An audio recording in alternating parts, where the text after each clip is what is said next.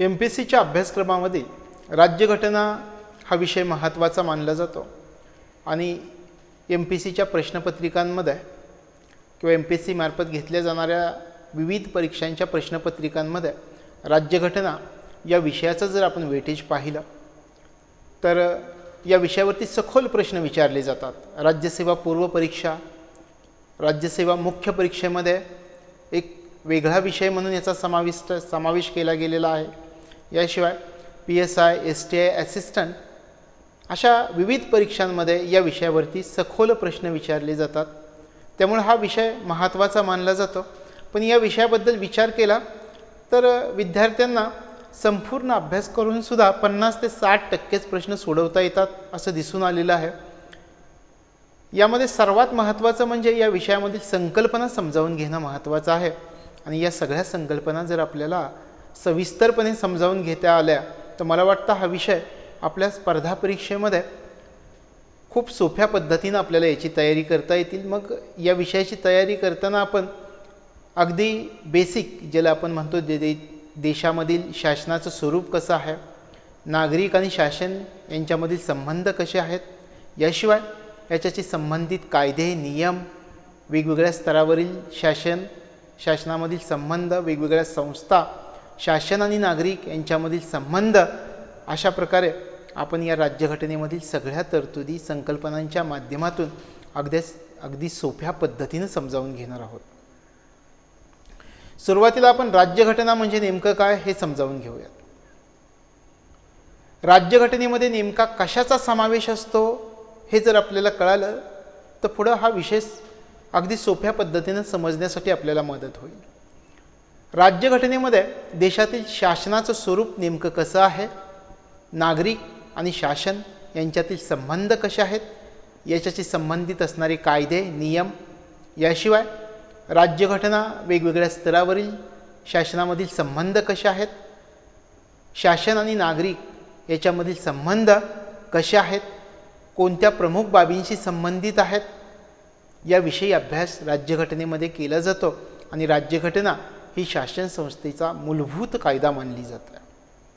मग घटनेमध्ये शासन संस्थेनं नेमकी कोणती उद्दिष्ट साध्य करायची असतात हे दिलेलं असतं.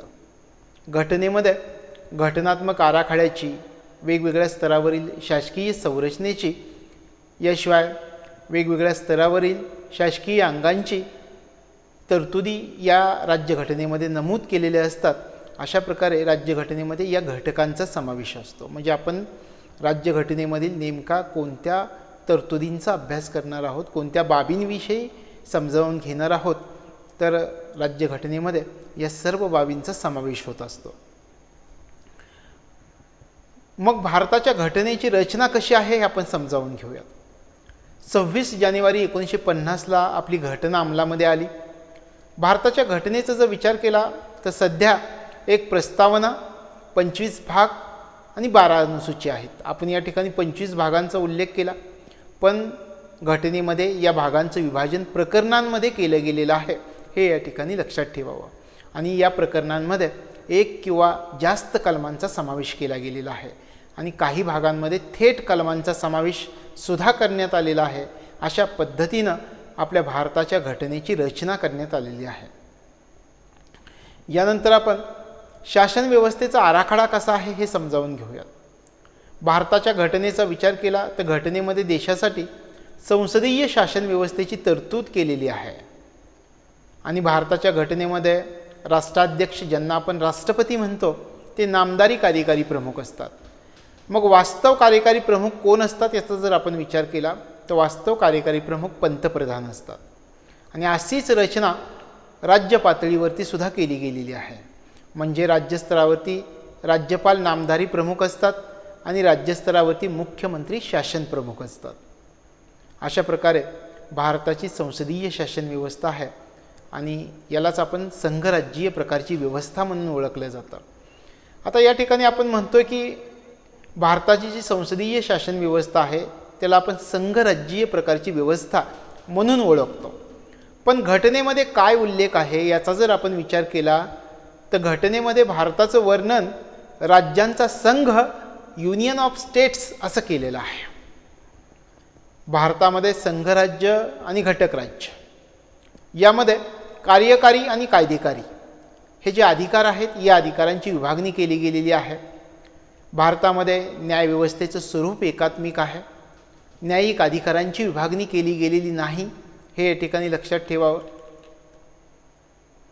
यानंतर आपण जर विचार केला भारताच्या शासन व्यवस्थेची कार्यकारी मंडळ, कायदेकारी मंडळ, न्यायव्यवस्था अशी 3 प्रमुख अंग मानली जातात. याच्यामधलं कायदेकारी मंडळ कायदे करण्याचं कार्य करत असतं. कायद्यांच्या अंमलबजावणीची जबाबदारी कार्यकारी मंडळावरती असते आणि संघराज्यामधील वेगवेगळ्या प्रकारचे वाद सोडवण्याचं काम न्यायव्यवस्था करत असते. अशा प्रकारे कार्यकारी मंडळ, कायदेकारी मंडळ आणि न्यायव्यवस्था अशी 3 प्रमुख अंग आपल्या शासन व्यवस्थेचे आहेत. यानंतर आपण संविधान सभा म्हणजे काय हे समजावून घेऊयात. सुरुवातीला भारतासाठी संविधान सभेची मागणी करण्यात आलेली होती घटना निर्मिती करताना. तर संविधान सभा म्हणजे काय हे समजावून घेऊयात. संविधान सभा म्हणजे घटनेवरती चर्चा करून घटना स्वीकृत करण्याच्या उद्देशानं लोकांनी निवडून दिलेली जी संस्था असते त्या संस्थेला संविधान सभा म्हणून ओळखलं जातं. संविधान सभा या सभेची आपल्याला याप्रमाणे व्याख्या करता येईल. पुन्हा एकदा समजावून घ्या. घटनेवरती चर्चा करून घटना स्वीकृत करण्याच्या उद्देशानं लोकांनी निवडून दिलेली जी संस्था असते त्या संस्थेला संविधान सभा म्हणून ओळखलं जातं. आता भारतासाठी संविधान सभेची मागणी केव्हा केव्हा करण्यात आली हे आपण समजावून घेऊयात. भारतासाठी संविधान सभेची मागणी केव्हा करण्यात आली याचा जर आपण विचार केला तर स्वातंत्र्यपूर्व काळापासून भारतासाठी संविधान सभेची मागणी केली जात आहे. 1922 मध्ये महात्मा गांधीजींनी सर्वप्रथम अशा सभेची मागणी केलेली होती. याशिवाय यानंतर म्हणजे 1922 नंतर 1934 मध्ये भारतासाठी संविधान सभेची कल्पना सर्वप्रथम मानवेंद्रनाथ रॉय यांनी मांडली. म्हणजे या ठिकाणी सुरुवातीला 2 गोष्टी समजावून घ्यायच्यात. 1922 आणि 1934. 1922 मध्ये महात्मा गांधीजींनी सर्वप्रथम या संविधान सभेची मागणी केलेली होती, पण कल्पना सर्वप्रथम मांडली 1934 मध्ये ती मानवेंद्रनाथ रॉय यांनी. यानंतर मानवेंद्रनाथ रॉय यांचा जर आपण विचार केला तर मानवेंद्रनाथ रॉय हे भारतामधील साम्यवादी चळवळीचे नेते मानले जातात. डिसेंबर 1934 मध्ये भारतीय राष्ट्रीय काँग्रेसनं प्रथमच संविधान सभेची औपचारिक मागणी केली. म्हणजे आता राष्ट्रीय पातळीवर सर्वप्रथम संविधान सभेची औपचारिक मागणी करणारी संघटना याचा जर आपण विचार केला तर डिसेंबर 1934 मध्ये भारतीय राष्ट्रीय काँग्रेसनं पहिल्यांदा संविधान सभेची औपचारिक मागणी केली. 5 ते 7 डिसेंबर 1934 या दरम्यान पाटणा या ठिकाणी भरलेल्या काँग्रेस कार्यकारिणीच्या बैठकीमध्ये काँग्रेसनं ब्रिटिश संयुक्त संसदीय समितीचा अहवाल फेटाळला आणि संविधान सभेची मागणी केली. म्हणजे या ठिकाणी आणखी एक गोष्ट महत्त्वाची आपल्या परीक्षेच्या दृष्टिकोनामधून आपल्याला समजावून घ्यायची की सर्वात प्रथम कोणत्या बैठकीमध्ये काँग्रेस कार्यकारिणीच्या कोणत्या बैठकीमध्ये काँग्रेसनं ब्रिटिश संयुक्त संसदीय समितीचा अहवाल फेटाळला आणि संविधान सभेची मागणी केली. तर ही बैठक पाटणाला भरलेली होती. 5 ते 7 डिसेंबर 1934 मध्ये भरलेली होती. हे या ठिकाणी आपल्याला लक्षामध्ये ठेवायचं. यानंतर 1934 नंतर 1938 मध्ये जवाहरलाल नेहरूंनी स्वतंत्र भारताची घटना संविधान सभेद्वारे तयार करण्यात यावी अशी मागणी केली. 1940च्या लॉर्ड लिनलिथगो यांची जी ऑगस्ट ऑफर होती या ऑगस्ट ऑफरद्वारे ब्रिटिश सरकारनं पहिल्यांदा भारताची घटना भारतीयांनी तयार करावी हे तत्त्व मान्य केलं.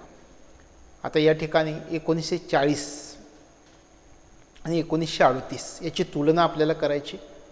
1938 मध्ये जवाहरलाल नेहरूंनी स्वतंत्र भारताची घटना संविधान सभेद्वारे तयार केली जावी अशी मागणी केलेली होती आणि 1940च्या लॉर्ड लिनलिथगो यांच्या ऑगस्ट ऑफर ज्याचा आपण उल्लेख करतो या ऑगस्ट ऑफरद्वारे ब्रिटिश सरकारनं प्रथमच भारताची घटना भारतीयांनी तयार करावी हे तत्त्व मान्य केलेलं होतं. 1942मध्ये सर स्टॅफर्ड क्रिप्स यांच्या तरतुदीमध्ये भारताची घटना पूर्णपणे भारतीयांनी तयार करावी हे तत्त्व स्वीकारलं गेलं. त्याच्यानंतर 1946मध्ये कॅबिनेट मिशन प्लॅन या प्लॅनमध्ये संविधान सभेच्या निर्मितीची तरतूद करण्यात आलेली होती. अशा प्रकारे आपल्याला संविधान सभेची मागणी केव्हा केव्हा केली गेली याविषयी इतिहास सांगता येईल. यानंतर आपण समजावून घेणार आहोत की संविधान सभेची निर्मिती व रचना कशी करण्यात आली. संविधान सभेमध्ये एकूण 389 सदस्य असतील अशी तरतूद होती आणि या 389 सदस्यांपैकी 292 सदस्य ब्रिटिश प्रांतांकडून निवडले जाणार होते. 4 सदस्य चीफ कमिशनरच्या दिल्ली, अजमेर, मारवाड, कुर्ग आणि बलुचिस्तान या प्रांताकडून निवडले जाणार होते. 93 सदस्य भारतीय संस्थानांचे प्रतिनिधी असणार होते. अशा प्रकारे रचना करण्यात आलेली होती. म्हणजे सुरुवातीला आपण संविधान सभेची निर्मिती आणि रचना हे पाहताना संविधान सभेमध्ये एकूण 389 सदस्य असतील आणि नंतर या 389 सदस्यांची रचना कशी असेल हे समजावून घेतलं. 389 सदस्यांपैकी 292 सदस्य ब्रिटिश प्रांतांकडून निवडले गेलेले असतील. 4 सदस्य चीफ कमिशनरच्या दिल्ली, अजमेर, मारवाड, कुर्ग आणि बलुचिस्तान या प्रांतांकडून निवडले गेलेले असतील. 93 सदस्य भारतीय संस्थानांचे प्रतिनिधी असतील. याशिवाय या सदस्यांच्या निवडणुका अप्रत्यक्षपणे एकल संक्रमणीय मताद्वारे प्रमाणशीर प्रतिनिधित्वाच्या पद्धतीनं केल्या जातील अशी तरतूद होती. आणि हे सदस्य 1935च्या कायद्यानुसार प्रांतिक कायदे मंडळाच्या सदस्यांकडून निवडले जातील अशी तरतूद केली गेलेली होती. 10 लाख लोकसंख्येमागे एक सदस्य असेल. सर्व समुदायांना प्रतिनिधित्व मिळावं यासाठी जागांचं विभाजन शीख, मुस्लिम आणि साधारण अशा 3 प्रमुख गटांमध्ये केलं जाईल अशी तरतूद होती. अशा प्रकारे आपल्याला संविधान सभेची निर्मिती आणि रचना याबाबत या तरतुदी सांगता येतील. आता आपण निवडणुकांचा विचार करूयात की ब्रिटिश प्रांतांच्या 296 जागांसाठी ज्या निवडणुका घ्यायच्या होत्या त्या निवडणुका 1946मध्ये घेतल्या गेल्या. या 296 जागांपैकी काँग्रेसनं 208 जागा जिंकल्या. यानंतर मुस्लिम लीगनं यापैकी 73 जागा जिंकल्या आणि 8 जागा अपक्षांना मिळाल्या. म्हणजे रचना कशी होती पहा. ब्रिटिश प्रांतांच्या ज्या 296 जागा होत्या त्या 296 जागांसाठी निवडणुका 1946मध्ये घेतल्या गेल्या. या 296 जागांपैकी काँग्रेसनं 208 जागा जिंकल्या. मुस्लिम लीगनं 73 जागा जिंकल्या. 8 जागा अपक्षांना मिळाल्या आणि प्रत्येकी 1 जागा युनियनिस्ट पार्टी, युनियनिस्ट मुस्लिम, युनियनिस्ट शेड्यूल्ड कास्ट, कृषक प्रजा पार्टी, शेड्यूल्ड कास्ट फेडरेशन, शीख आणि कम्युनिस्ट या पक्षांना प्रत्येकी 1 जागा मिळाली. अशा प्रकारे या 296 जागांची निवडणूक झाली.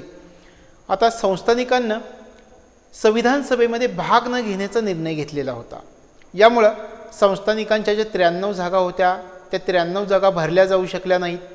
संविधान सभा प्रत्यक्ष प्रौढ मतदानाच्या आधारावरती निवडली गेली. संविधान सभेमध्ये भारतीय समाजाच्या सर्व गटांना प्रतिनिधित्व मिळालं अशा पद्धतीनं या संविधान सभेच्या निवडणुका पार पडलेल्या होत्या. यानंतर संविधान सभेचं कामकाज आपण समजावून घेऊयात. 9 डिसेंबर 1946 या दिवशी संविधान सभेची पहिली बैठक भरली आणि संविधान सभेच्या पहिल्या बैठकीला 211 सदस्य हजर होते. मुस्लिम लीगनं स्वतंत्र पाकिस्तानची मागणी केलेली होती. यामुळं मुस्लिम लीगचे सदस्य या संविधान सभेच्या बैठकीला हजर राहिलेले नव्हते. फ्रान्सच्या पद्धतीनुसार ज्येष्ठतम सदस्य डॉक्टर सच्चिदानंद सिन्हा यांची संविधान सभेची तात्पुरते अध्यक्ष म्हणून निवड करण्यात आली. 11 डिसेंबर 1946 या दिवशी डॉक्टर राजेंद्र प्रसाद आणि एच.सी. मुखर्जी यांची संविधान सभेचे अध्यक्ष आणि उपाध्यक्ष म्हणून निवड केली गेली. म्हणजे या ठिकाणी सुरुवातीला तात्पुरते अध्यक्ष आणि त्यानंतर आपण या ठिकाणी 11 डिसेंबर 1946ला डॉक्टर राजेंद्र प्रसाद आणि एच.सी. मुखर्जी यांची संविधान सभेचे अध्यक्ष आणि उपाध्यक्ष म्हणून निवड करण्यात आली. याशिवाय B.N. राव यांची नेमणूक संविधान सभेचे कायदेशीर घटनात्मक सल्लागार म्हणून नेमणूक केली गेली. 13 डिसेंबर 1946 या दिवशी जवाहरलाल नेहरूंनी संविधान सभेमध्ये उद्देश पत्रिका मांडली. उद्देश पत्रिकेमध्ये घटनात्मक संरचनेची मूलतत्व आणि तत्त्वज्ञान दिलं गेलेलं होतं. 22 जानेवारी 1947ला संविधान सभेनं तिचा स्वीकार केला. भारतीय राज्यघटनेचा सरनामा उद्देश पत्रिकेवरून तयार केला गेलेला आहे, हे या ठिकाणी लक्षात ठेवावं. मे 1949 या दिवशी संविधान सभेनं भारताच्या राष्ट्रकुलाच्या सदस्यत्वाला अनुमोदन दिलं. 22 जुलै 1947ला संविधान सभेनं भारताचा राष्ट्रध्वज स्वीकृत केला. याशिवाय राष्ट्रीय ध्वजाचं डिझाईन आंध्र प्रदेशाचे पिंगली व्यंकय्या यांनी तयार केलेलं होतं, हे या ठिकाणी लक्षात ठेवावं.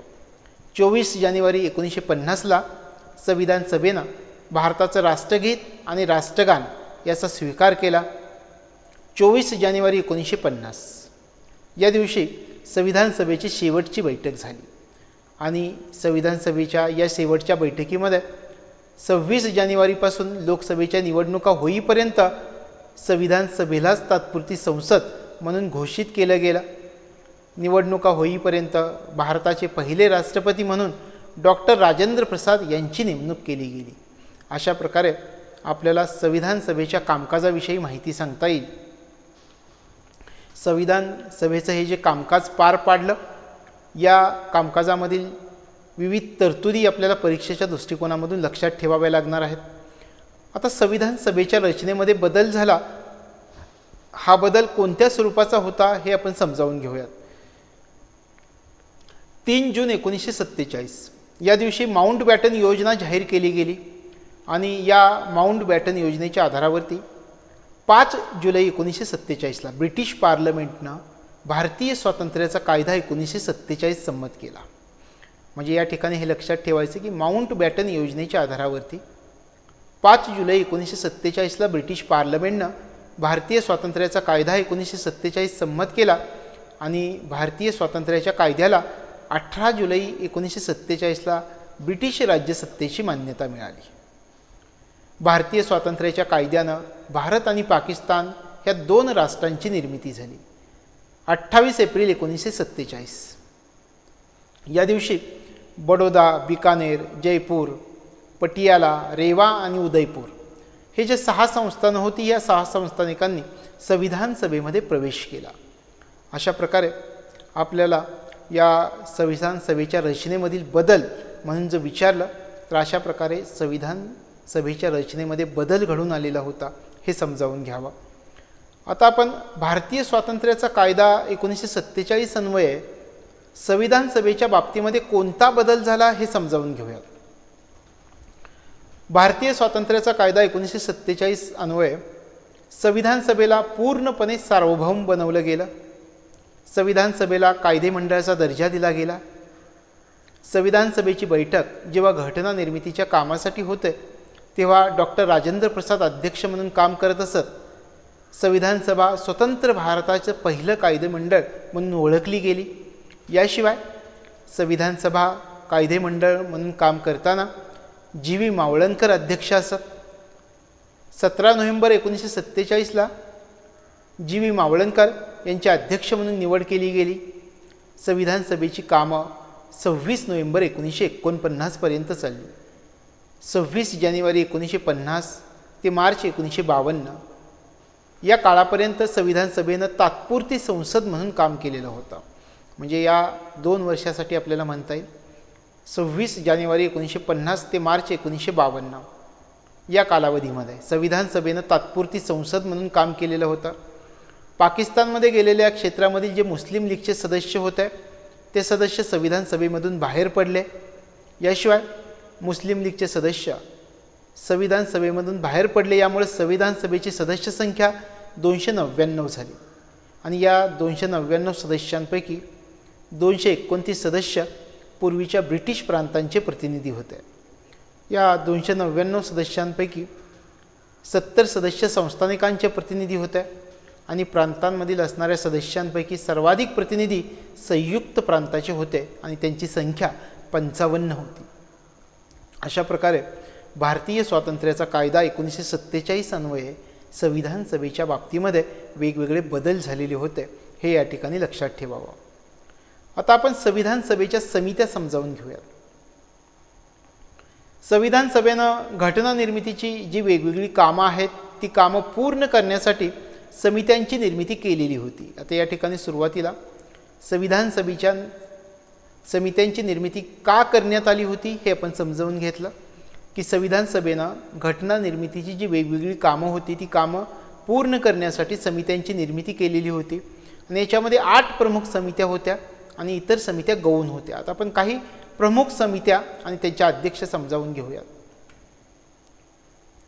आता या समित्यामध्ये मसुदा समिती की ज्याचे अध्यक्ष डॉक्टर बाबासाहेब आंबेडकर होते, संघराज्य अधिकार समिती ज्याचे अध्यक्ष जवाहरलाल नेहरू होते, संघराज्य घटना समिती ज्याचे अध्यक्ष जवाहरलाल नेहरू होते, प्रांतिक घटना समिती अध्यक्ष वल्लभभाई पटेल होते, मूलभूत हक्क उपसमिती अध्यक्ष जे.बी. कृपलानी होते, मूलभूत हक्क अल्पसंख्याक विषयक सल्लागार समिती अध्यक्ष वल्लभभाई पटेल होते, मूलभूत हक्क उपसमिती अध्यक्ष जे.बी. कृपलानी होते, अल्पसंख्याक उपसमिती अध्यक्ष एच.सी. मुखर्जी होते, कार्यपद्धती नियम समिती अध्यक्ष डॉक्टर राजेंद्र प्रसाद होते, राज्यांशी चर्चेसाठी नेमण्यात आलेली समिती याचे अध्यक्ष जवाहरलाल नेहरू होते आणि सुकाणू समिती याचे अध्यक्ष डॉक्टर के.एम. मुन्सी होते. अशा प्रकारे संविधान सभेच्या वेगवेगळ्या महत्त्वाच्या समित्या आणि त्यांचे अध्यक्ष आपण समजावून घेतले. आता मसुदा समितीविषयी माहिती पाहूयात. मसुदा समितीची स्थापना झाली 1947 मध्ये. अध्यक्ष होते डॉक्टर बाबासाहेब आंबेडकर आणि या मसुदा समितीमधील जे सदस्य होते ते सदस्य होते 7. मसुदा समितीकडे घटनेचा मसुदा तयार करण्याची जबाबदारी दिली गेलेली होती आणि या समितीमधील जे 7 सदस्य होते त्याच्यामध्ये अध्यक्ष doctor Babasaheb Ambedkar, N. Gopalaswami Ayyangar, Alladi Krishnaswami Ayyar, Syed Ahmed Saadulla, doctor K M. Munshi, N. Madhavrao आणि 7वे टी.टी. कृष्णमाचारी असे 7 सदस्य होते या मसुदा समितीमध्ये. आता मसुदा समितीमधील सदस्य लक्षात ठेवताना आणखी एक गोष्ट या बाबतीत लक्षात ठेवावी की आपण या ठिकाणी या समितीमध्ये एन. माधवराव सदस्य होते असा उल्लेख केलेला होता, तर बी.एल. मित्तर यांनी राजीनामा दिला आणि बी.एल. मित्तर यांनी राजीनामा दिल्यामुळं एन. माधवराव यांची नेमणूक या मसुदा समितीमध्ये केली गेलेली होती. याशिवाय 1948 मध्ये डी.पी. खेतान यांचा मृत्यू झाला आणि डी.पी. खेतान यांचा मृत्यू झाल्यामुळं कृष्णमाचारी यांची नेमणूक मसुदा समितीमध्ये केली गेलेली होती. हे या ठिकाणी लक्षात ठेवावं. आणि मसुदा समितीनं भारताच्या घटनेचा पहिला मसुदा तयार केला.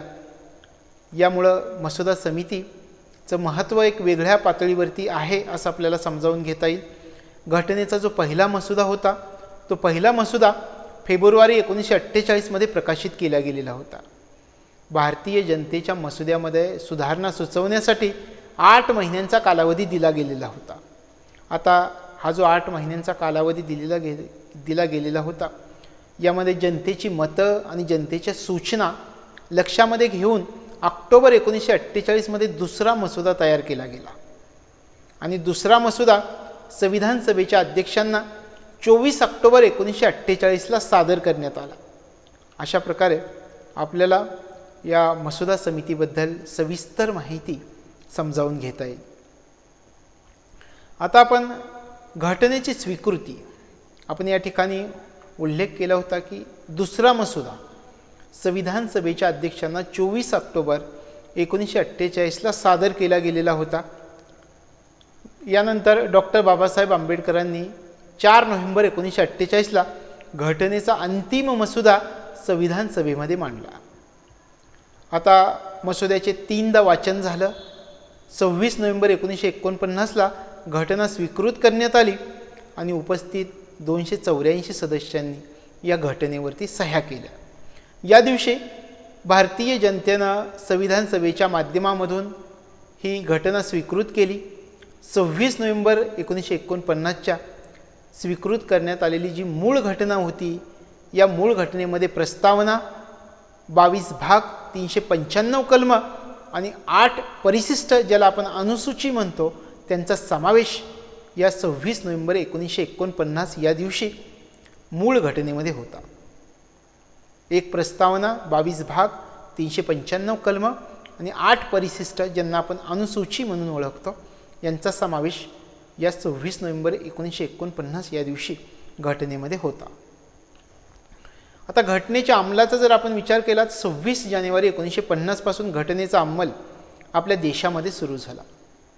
1929च्या काँग्रेसच्या लाहोर अधिवेशनामधील पूर्ण स्वातंत्र्याचा ठराव जो पारित करण्यात आलेला होता, त्या पूर्ण स्वातंत्र्याच्या ठरावानुसार 26 जानेवारी 1950 म्हणजेच त्यावेळेचा जर आपण विचार केला, लाहोर अधिवेशनाचा जर विचार केला तर 26 जानेवारी 1930 हा दिवस भारताचा प्रथम स्वातंत्र्य दिन म्हणून साजरा केला गेलेला होता. आणि यामुळं घटनेच्या अंमलासाठी सुद्धा 26 जानेवारी हा दिवस निवडला गेलेला होता. म्हणून आपल्या देशामध्ये घटनेचा अंमल 26 जानेवारी 1950 पासून सुरू झाला. 26 जानेवारी 1950 हा दिवस गणराज्य दिन म्हणून साजरा केला जातो आपल्या देशामध्ये.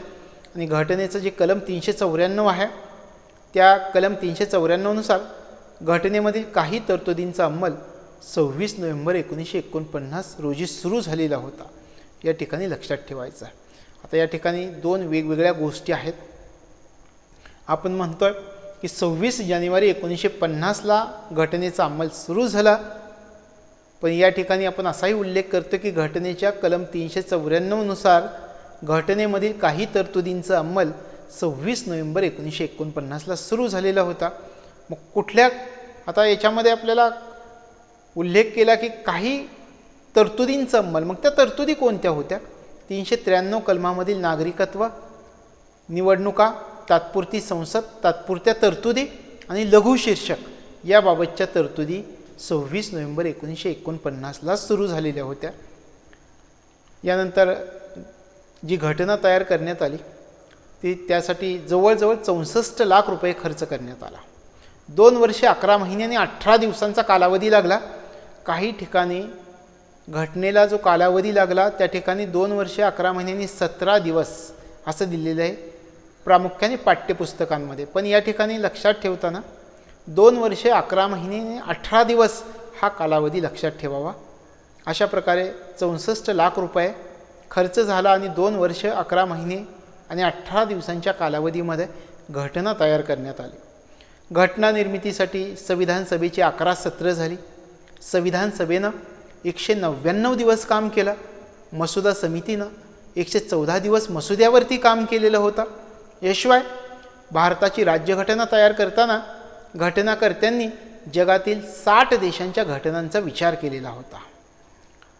अशा प्रकारे घटनेचा अंमल आपल्या देशामध्ये 26 जानेवारी 1950 झाला आणि त्याविषयीची वैशिष्ट्य आपल्याला या पद्धतीनं समजावून घेता येतील.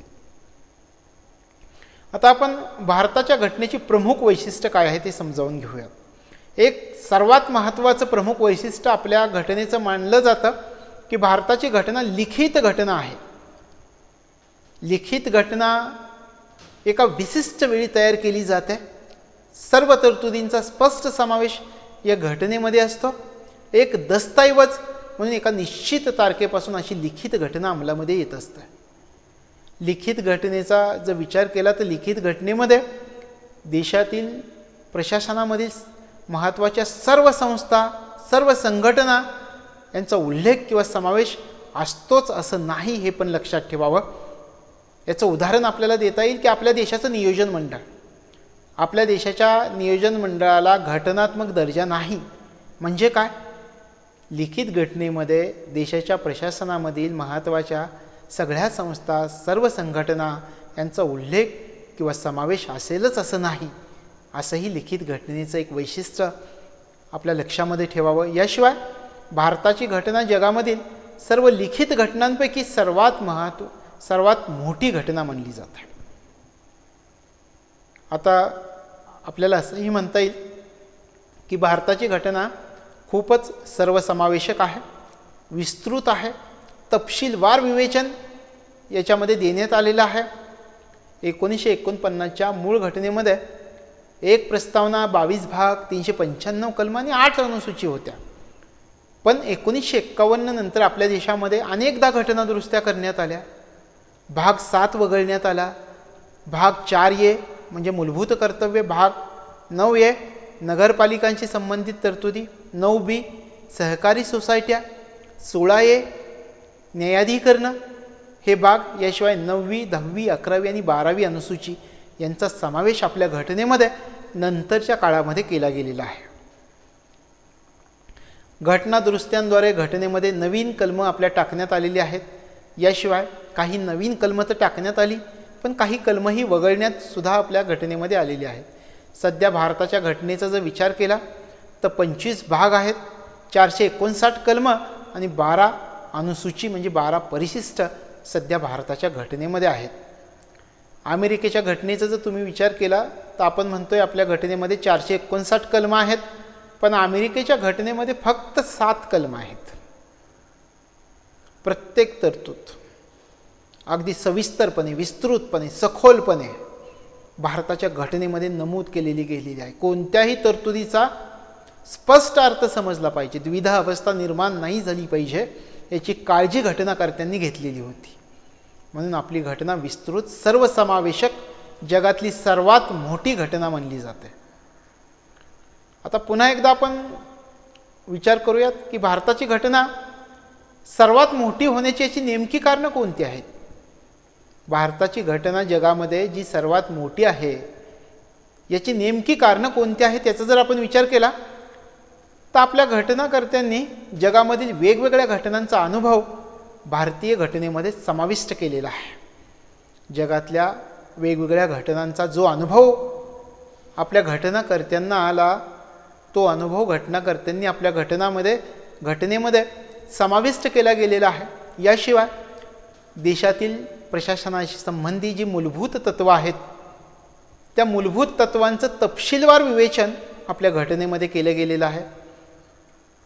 1935च्या कायद्यामधील प्रशासकीय तपशील स्वीकारला गेलेला आहे. घटनेचा संरचनात्मक भागाचा जर आपण विचार केला तर घटनेचा संरचनात्मक भाग मोठ्या प्रमाणामध्ये भारतीय शासनाचा कायदा 1935 वर आधारित आहे. अगदी खोलवर जाऊन जर विचार केला तर 1935च्या कायद्यामधील 250 तरतुदी घटनेमध्ये समाविष्ट केल्या गेलेल्या आहेत. काही विशेष तरतुदींचा घटनेमध्ये समावेश केला गेलेला आहे.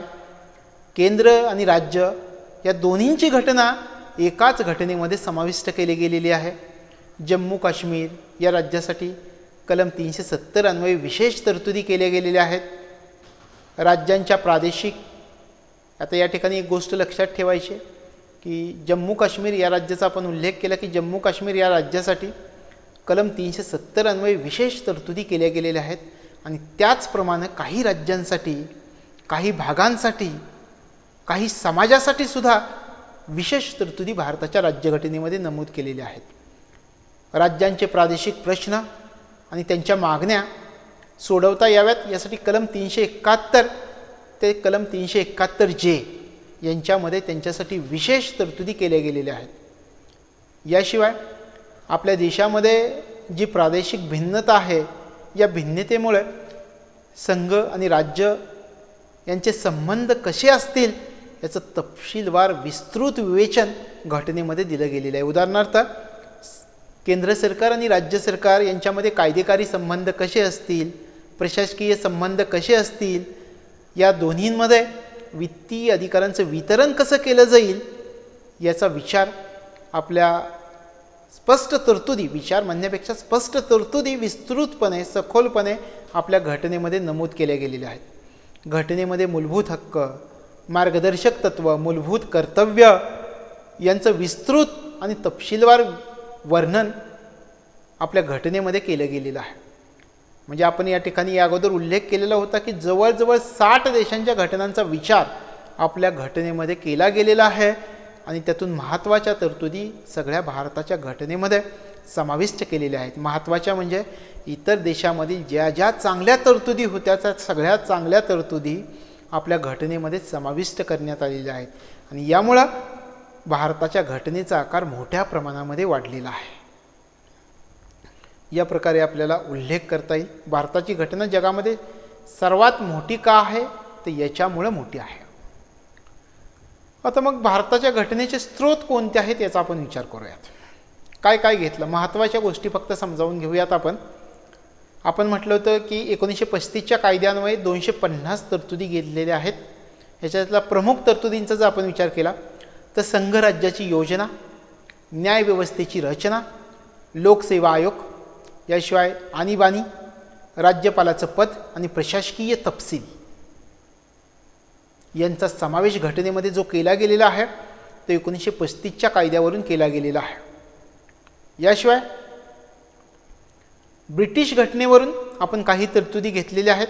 यामध्ये संसदीय शासन व्यवस्था, कॅबिनेटची असणारी व्यवस्था, आपल्या संसदेचं जे द्विगृही संसद आहे, लोकसभा आणि राज्यसभा, की ज्याला आपण कनिष्ठ सभागृह आणि वरिष्ठ सभागृह असा उल्लेख करतो, ते द्विगृही संसद, कायदा निर्मितीची प्रक्रिया, कायद्याचं राज्य, एकेरी नागरिकत्व आणि संसदीय विशेष अधिकार, या सगळ्या तरतुदी आपण ब्रिटिश घटनेवरून आपल्या भारताच्या घटनेमध्ये समाविष्ट केल्या गेलेल्या आहेत. याशिवाय अमेरिकन घटनेचा अभ्यास करून त्यातल्याही काही तरतुदी आपल्या घटनाकर्त्यांनी समाविष्ट केलेल्या आहेत भारताच्या घटनेमध्ये. याच्यामध्ये समावेश होतो मूलभूत हक्क, उपराष्ट्रपतींचं पद, न्यायव्यवस्थेचं स्वातंत्र्य, न्यायिक पुनर्विलोकनाचं तत्त्व, राष्ट्रपतींवरील महाभियोगाची पद्धत, सर्वोच्च न्यायालय आणि उच्च न्यायालयांच्या न्यायाधीशास पदावरून दूर करण्याची पद्धत, या तरतुदी आपण अमेरिकन राज्यघटनेवरून घेतलेल्या आहेत. कॅनडाच्या घटनेचा जर विचार केला तर कॅनडाच्या घटनेवरून प्रभावी केंद्र सरकार, शेषाधिकार केंद्राकडे असणं, राज्यपाल केंद्राचा प्रतिनिधी म्हणून नेमणूक करणं, सर्वोच्च न्यायालयाचा सल्लागार अधिकार क्षेत्र जे आहे हे अधिकार क्षेत्र, ह्या सगळ्या तरतुदी आपण कॅनडाच्या घटनेवरून घेतलेल्या आहेत. आयरिश घटनेवरून काही तरतुदी आपण समाविष्ट केल्या गेलेल्या आहेत. त्याच्यामध्ये मार्गदर्शक तत्त्व, आपल्या देशातील राष्ट्रपतींची निवडणुकीची पद्धत, राज्यसभेवर काही सदस्यांचं जे नामनिर्देशन केलं जातं ती पद्धत, या पद्धती आपण आयरिश घटनेवरून आपल्या घटनेमध्ये घेतलेल्या आहेत. याशिवाय ऑस्ट्रेलियाच्या घटनेवरून आपल्या घटनेमध्ये समवर्ती सूची, संसदेच्या दोन्ही सभागृहांची संयुक्त बैठक, व्यापार आणि वाणिज्याचं असणारं स्वातंत्र्य, या तरतुदी आपण ऑस्ट्रेलियाच्या घटनेवरून घेतलेल्या आहेत. त्यानंतर फ्रान्सच्या घटनेचा जर आपण विचार केला तर गणराज्य, प्रस्तावनेमधील असणारं स्वातंत्र्य, समता, बंधुता हे आदर्श हे फ्रान्सच्या घटनेवरून आपण घेतलेले आहेत. त्यानंतर दक्षिण आफ्रिकेच्या घटनेवरून आपण घटना दुरुस्तीची पद्धत, राज्यसभेच्या सदस्यांची निवडणूक, या तरतुदी आपण दक्षिण आफ्रिकेच्या घटनेवरून घेतलेल्या आहेत. त्यानंतर रशिया, ज्यावेळी आपण सोव्हिएत रशिया असा उल्लेख करूयात, सोव्हिएत रशियाच्या घटनेवरून मूलभूत कर्तव्य, प्रस्तावनेमधील सामाजिक, आर्थिक आणि राजकीय न्यायाचा आदर्श हे आपण सोव्हिएत रशियाच्या घटनेवरून घेतलेलं आहे. जपान या देशाच्या घटनेवरून आपण कायद्यानं प्रस्थापित केलेली जी पद्धत आहे ती पद्धत जपान या घटनेवरून घेतलेली आहे. जर्मनीच्या घटनेवरून म्हणजे आपण त्यावेळी वायमर घटना असं म्हणतो, वायमर प्रजासत्ताक या दृष्टिकोनातून उल्लेख करूया. या घटनेवरून आणीबाणीच्या दरम्यान जे मूलभूत हक्क स्थगित करण्याची प्रक्रिया आहे ती प्रक्रिया आपण जर्मनीच्या घटनेवरून घेतलेली आहे. अशा प्रकारे वेगवेगळ्या 60 देशांच्या राज्यघटनांचा आपण विचार केला. ज्या ज्या काही चांगल्या तरतुदी आहेत त्या तरतुदींचा समावेश आपण आपल्या राज्यघटनेमध्ये समाविष्ट केलेला आहे. यानंतर आपण भारताच्या संघराज्य व्यवस्थेचा विचार करूयात.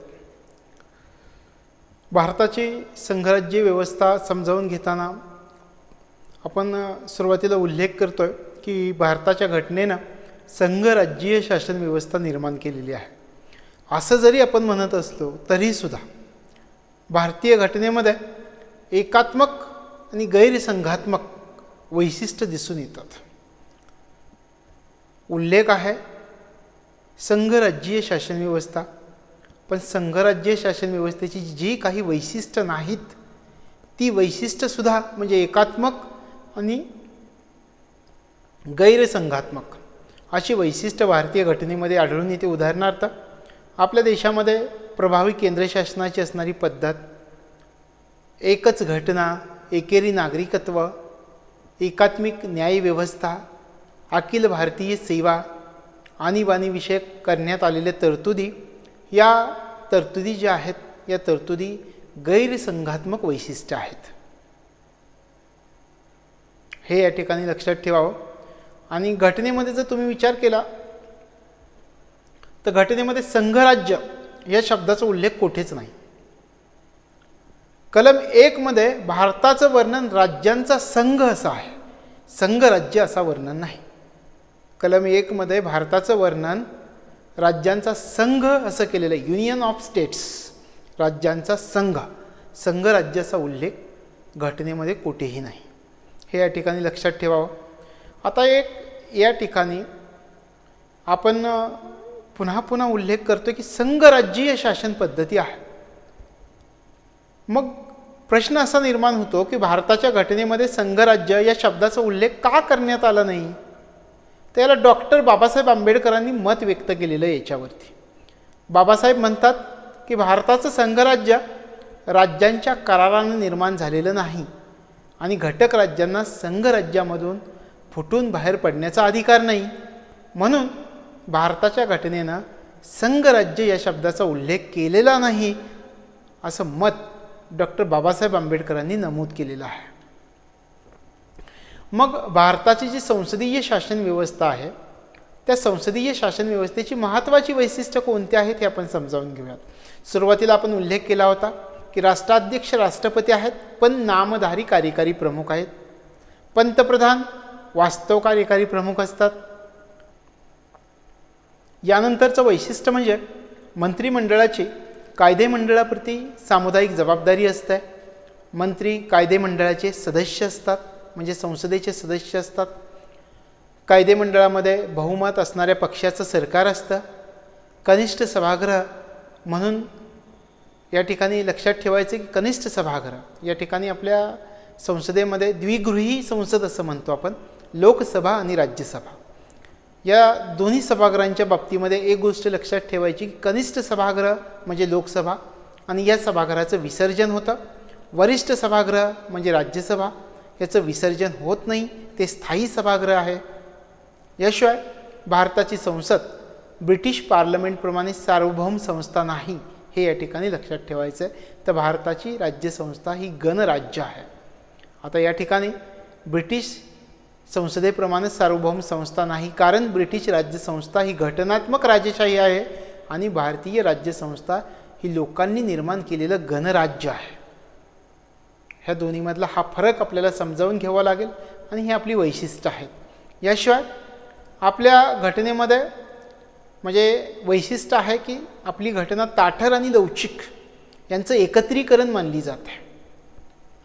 म्हणजे याचं जर आपल्याला स्पष्टीकरण पाहिजे असेल तर भारताच्या घटनेमध्ये बदल करण्याची जी पद्धत आहे त्या पद्धतीच्या बद्दल हे वैशिष्ट्य मानलं जातं की भारताच्या घटनेमध्ये बदल करण्याच्या पद्धतीमध्ये ताठर तसेच लवचिक अशा दोन्ही पद्धतींचा समावेश केला जातो.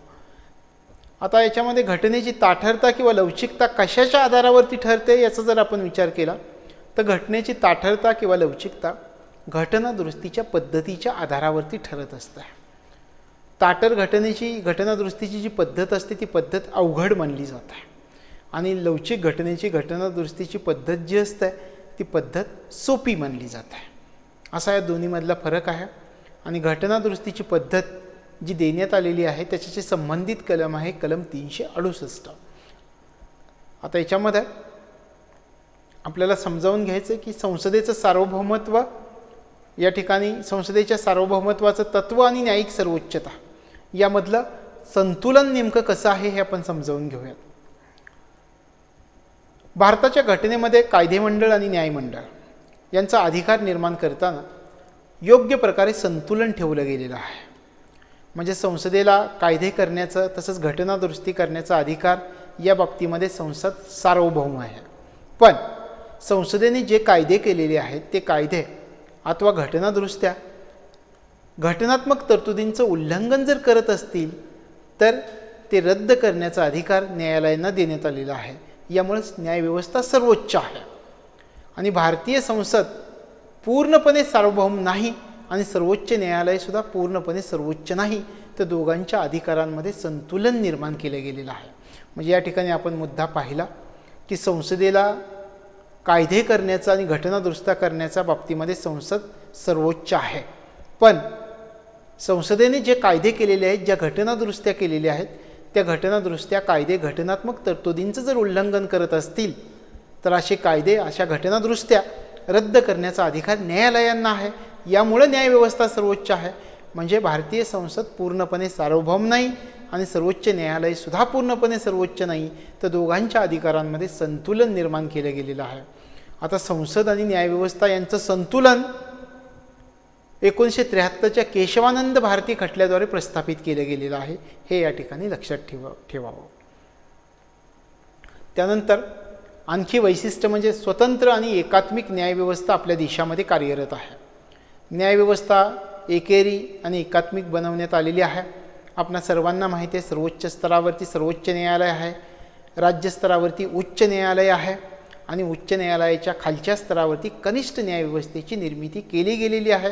आणि यामध्ये सर्वोच्च न्यायालयाचा निर्णय अंतिम निर्णय मानला जातो.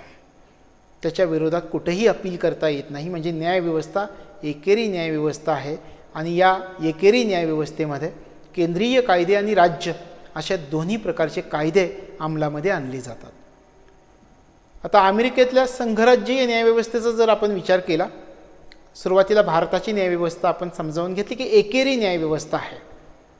सर्वोच्च स्तरावरती सर्वोच्च न्यायालय, त्याच्यानंतर राज्य स्तरावरती उच्च न्यायालय आणि उच्च न्यायालयाच्या खालच्या स्तरावरती कनिष्ठ न्यायालय आहेत आणि सर्वोच्च न्यायालयाचा निर्णय अंतिम असतो.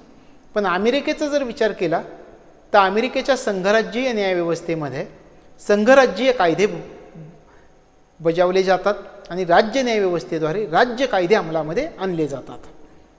असा फरक अमेरिकन संघराज्याच्या न्यायव्यवस्थेमध्ये आहे. भारतामध्ये सर्वोच्च न्यायालय, संघराज्यीय न्यायालय, अपिलाचं शिखर न्यायालय, नागरिकांच्या मूलभूत हक्कांचा हमीदाता आणि घटनेचं संरक्षक असं सर्व काही भारताचं सर्वोच्च न्यायालय मानलं जातं. आणि न्यायव्यवस्थेला स्वतंत्र आणि निपक्षपाती बनवण्यासाठी घटनेमध्ये तरतुदी केल्या गेलेल्या आहेत. यानंतर मूलभूत हक्क हे भारतीय घटनेचं वैशिष्ट्य आहे. सुरुवातीला एक गोष्ट समजावून घ्या की मूलभूत हक्कांचा मानवाला किंवा नागरिकांना नेमका उपयोग कशासाठी असतो, कशासाठी आवश्यक असतात. आणि भारताच्या घटनेनं प्रत्येक व्यक्तीला मूलभूत हक्क का दिलेले आहेत, याचं कारण असं आहे की प्रत्येकाला चांगलं जीवन जगता आलं पाहिजे आणि असं जीवन जगताना काही विशिष्ट हक्क मूलभूत हक्कांच्या स्वरूपामध्ये उपलब्ध व्हावेत म्हणून आपल्या घटनेनं प्रत्येक व्यक्तीला मूलभूत हक्क प्राप्त करून दिलेले आहेत. आणि हे मूलभूत हक्क आपल्या देशामध्ये न्यायप्रविष्ट आहेत. म्हणजे तुमच्या मूलभूत हक्कांचं जर उल्लंघन झालं तर सर्वोच्च आणि उच्च न्यायालयाकडून ते मूलभूत हक्क आपल्याला पुन्हा प्राप्त करून घेता येतात. म्हणजे काय, तर मूलभूत हक्क न्यायप्रविष्ट आहेत. मूलभूत हक्क देशामधील राजकीय लोकशाहीच्या संकल्पनेची पूर्तता करत असतात. नागरिकांना असलेले मूलभूत हक्क अमर्यादित नाहीत हे पण या ठिकाणी लक्षात ठेवणं गरजेचं आहे. तर मूलभूत हक्कांवर काही पर्याप्त बंधनं टाकलेली आहेत. संसद घटनादुरुस्तीद्वारे मूलभूत हक्कांमध्ये बदल करू शकते. कलम 20 आणि 21 मधील हक्क जर वगळले तर इतर हक्क राष्ट्रीय आणीबाणी दरम्यान स्थगित करता येतात. अशा प्रकारे मूलभूत हक्क आपल्या घटनेचं वैशिष्ट्य मानलं जातं. यानंतर मार्गदर्शक तत्व ही आपल्या घटनेची वैशिष्ट्य मानली जातात. सुरुवातीला मार्गदर्शक तत्व घटनेमध्ये का समाविष्ट करण्यात आले आहेत हे आपण समजावून घेऊयात. मार्गदर्शक तत्व भारतामध्ये कल्याणकारी राज्याची निर्मिती करण्याकरता समाविष्ट केली गेलेली आहेत. कल्याणकारी राज्याची निर्मिती करायचं म्हणजे काय, लोकांना सामाजिक आर्थिक न्याय मिळाला पाहिजे आणि लोकांना सामाजिक आर्थिक न्याय मिळवून देण्यासाठी आणि कल्याणकारी राज्याची निर्मिती करण्यासाठी आपल्या घटनेमध्ये मार्गदर्शक तत्व समाविष्ट केली गेलेली आहेत. आणि आयरिश घटनेवरून ही मार्गदर्शक तत्व घटनेमध्ये समाविष्ट केली गेलेली आहेत. आता या मार्गदर्शक तत्वांबद्दल बाबासाहेब आंबेडकर यांनी आपलं मत व्यक्त केलेलं आहे. बाबासाहेब म्हणतात की मार्गदर्शक तत्व जी आहेत ती घटनेची नवीन वैशिष्ट्य आहेत. आपण या अगोदर मूलभूत हक्क न्याय प्रविष्ट आहेत असं म्हटलं होतं, पण मार्गदर्शक तत्वांच्या बाबतीमध्ये जर आपण विचार केला तर मार्गदर्शक तत्व न्याय प्रविष्ट नसतात. सरकारनं मार्गदर्शक तत्वांचं जर पालन केलं नाही तर याविरुद्ध न्यायालयामध्ये दाद मागता येत नाही, न्यायालयामध्ये अपील करता येत नाही, म्हणजे मार्गदर्शक तत्व न्याय प्रविष्ट नसतात. 1980च्या मिनर्वा मिल्स खटल्यामध्ये सर्वोच्च न्यायालयानं घोषित केलेलं होतं की भारताची घटना मूलभूत हक्क आणि मार्गदर्शक तत्व यामधील संतुलनावरती आधारित आहे. म्हणजे या ठिकाणी हे वाक्य आपल्याला लक्षात ठेवावं लागेल की कोणत्या खटल्यामध्ये सर्वोच्च न्यायालयाने नमूद केलेलं होतं. ते 1980च्या मिनर्वा मिल्स खटल्यामध्ये सर्वोच्च न्यायालयानं घोषित केलेलं होतं की भारताची घटना मूलभूत हक्क आणि मार्गदर्शक तत्व यामधील संतुलनावरती आधारित आहे. त्यानंतर मूलभूत कर्तव्य हे आपल्या घटनेचं वैशिष्ट्य आहे. मूळ घटनेमध्ये मूलभूत कर्तव्यांचा समावेश नव्हता, हे लक्षात ठेवावं. तर स्वर्णसिंह समितीच्या शिफारशीनुसार 42वी घटनादुरुस्ती 1976 नुसार घटनेमध्ये भाग 4A समाविष्ट करण्यात आला आणि भाग 4A मध्ये 51A हे कलम टाकण्यात आलं आणि 51A या कलमामध्ये 10 मूलभूत कर्तव्यांची यादी समाविष्ट केली गेली. आणि आत्ता जी आपण 11 मूलभूत कर्तव्य म्हणतो ते 11वं मूलभूत कर्तव्य 86वी घटनादुरुस्ती 2002 नुसार घटनेमध्ये 11वं मूलभूत कर्तव्य समाविष्ट करण्यात आलं.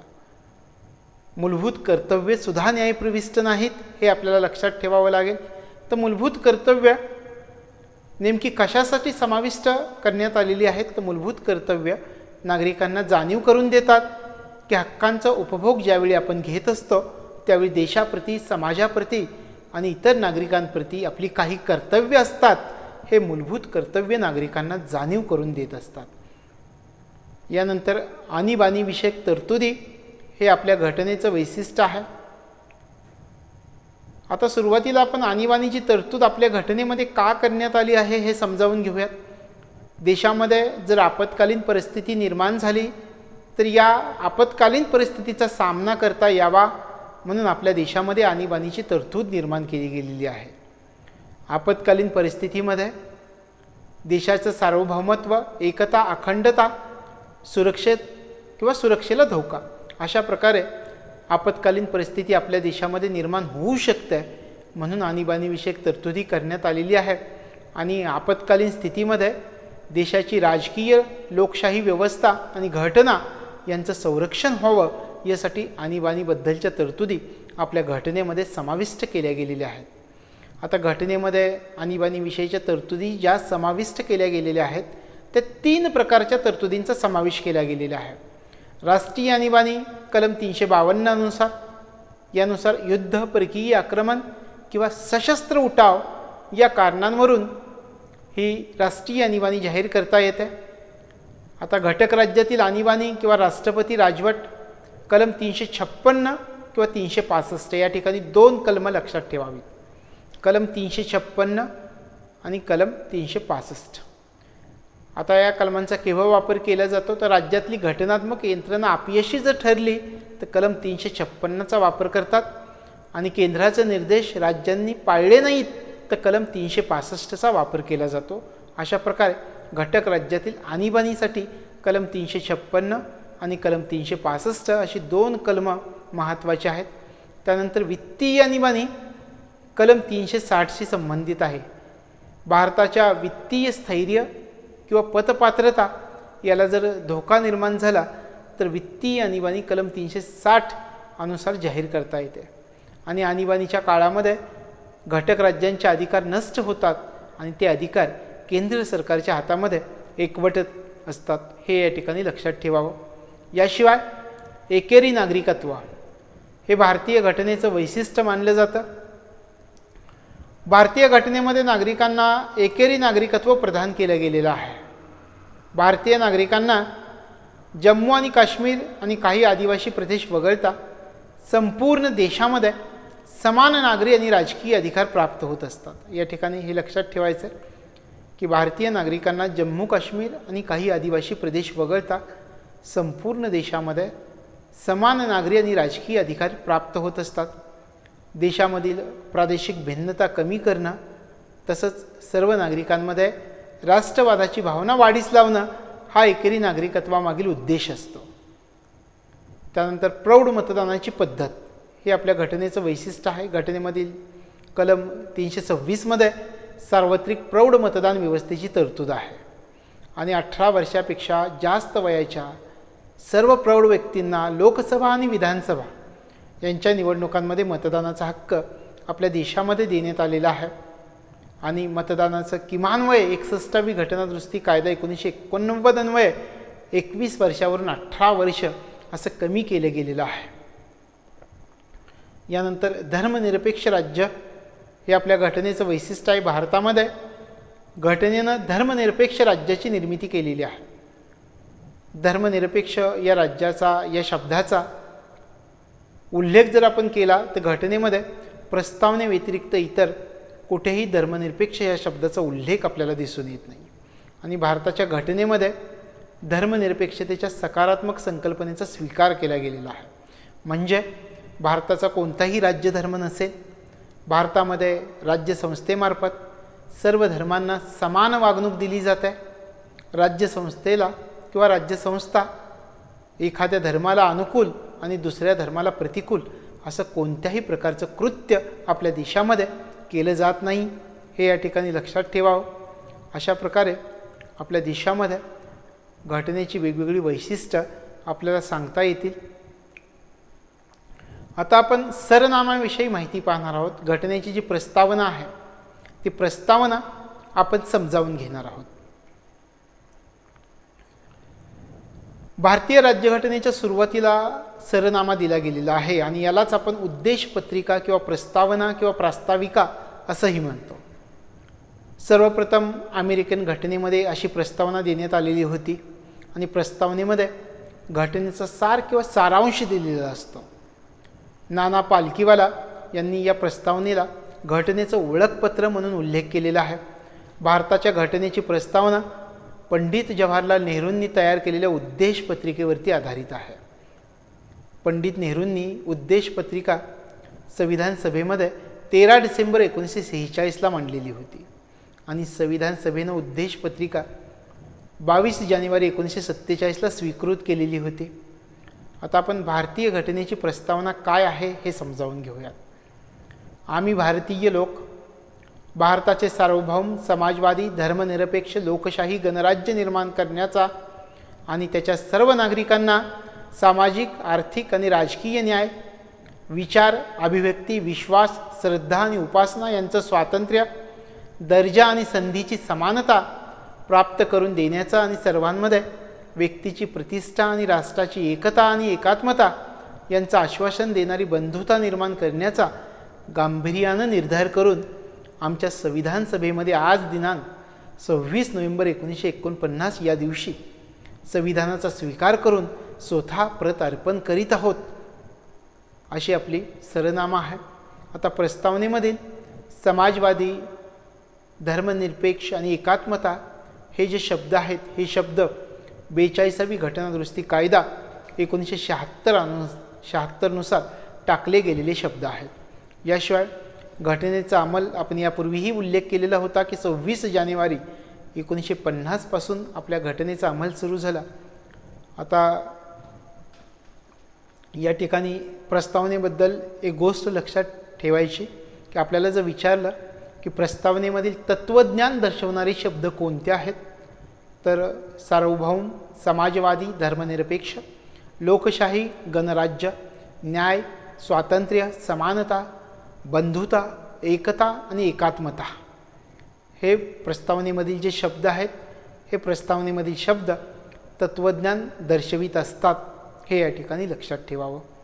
आता या सर्व तत्त्वज्ञान दर्शवणाऱ्या शब्दांचा आपण अभ्यास करणार आहोत किंवा हे शब्द नेमके कोणत्या अर्थानं वापरले गेलेले आहेत हे आपण समजावून घेणार आहोत. सुरुवातीला सार्वभौम. सार्वभौम म्हणजे कोणत्याही बाह्य शक्तीचा प्रभाव नसणं. सार्वभौम या शब्दामध्ये परकीय प्रदेश मिळवण्याचा किंवा स्वतःचा प्रदेश परकीय शक्तीला बहाल करण्याचा अधिकार समाविष्ट करण्यात आलेला आहे. आंतरराष्ट्रीय संघटनेचं सदस्यत्व जर स्वीकारलं तर अशा पद्धतीनं काही सार्वभौमत्वाचा लोप होत नसतो, हे या ठिकाणी लक्षात ठेवायचं आहे. तर सार्वभौम म्हणजे कोणत्याही बाह्य शक्तीचा प्रभाव नसणं, त्याला सार्वभौम असं म्हणतात.